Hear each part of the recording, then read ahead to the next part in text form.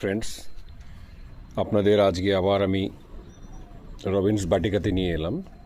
আমি একটা ফিডব্যাক দেওয়ার জন্য নিয়ে এসেছি। এর আগে একটা ভিডিও করেছিলাম কি আমার আম গাছে নভেম্বর মাসের পাতাগুলো, এক্সট্রা পাতাগুলোকে আমি স্ট্রিপ করে দিয়েছিলাম। তার ফলস্বরূপ কি হয়েছে, আজকে এই সেই গাছ যেটাকে আমরা থাইল্যান্ডের একটা ব্যানানা ম্যাঙ্গো হিসেবে জানি, তার এই ফলন দেখুন।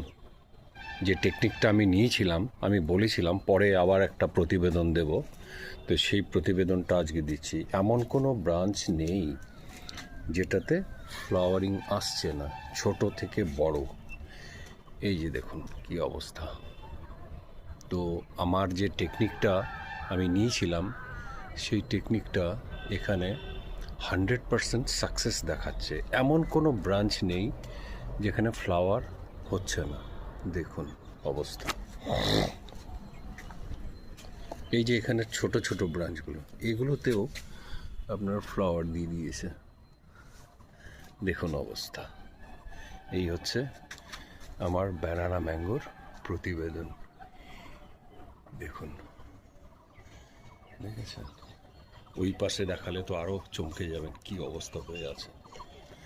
পাশাপাশি আমার আরেকটা মিয়াজাকি ছিল, সেই মিয়াজাকিটাকেও দেখুন। এমন কোনো জায়গা বাকি নেই যেখানে ফ্লাওয়ারিং হচ্ছে না। এই দেখুন মিয়াজাকি, ঠিক আছে? এটা হচ্ছে জাপানের সেই খুবই স্বনামধন্য একটি আমের প্রজাতি যার নাম মিয়াজাকি। এই নামটি হয়তো সবাই জানেন। এটা আমার একদম অরিজিনাল স্পেসিস, একদম অরিজিনাল। সেই জিনিসটা আমার কাছে রয়েছে। দেখুন কিভাবে এর ফলন, দেখলেন?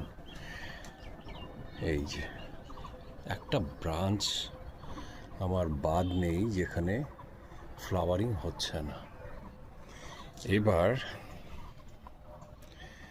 আমি আমার সেই ব্যানানা ম্যাঙ্গোটা এই পাশ থেকে দেখাচ্ছি। এটা তো ওপাশ থেকে দেখিয়েছিলাম। দেখুন কোথাও বাকি নেই। একটা ব্রাঞ্চ আপনারা গাছের মধ্যে দেখতে পারবেন না যেখানে ফ্লাওয়ার আসেনি। এই দেখুন ওপরটা, ঠিক আছে?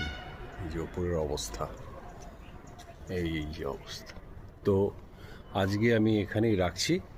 নেক্সট আমি আপনাদের আরেকটা প্রতিবেদন দেবো। আরেকটা দেখিয়ে দিই, এটা হচ্ছে সান অফ গোল্ড। এটাও একটা খুবই প্রিসিয়াস ম্যাঙ্গো।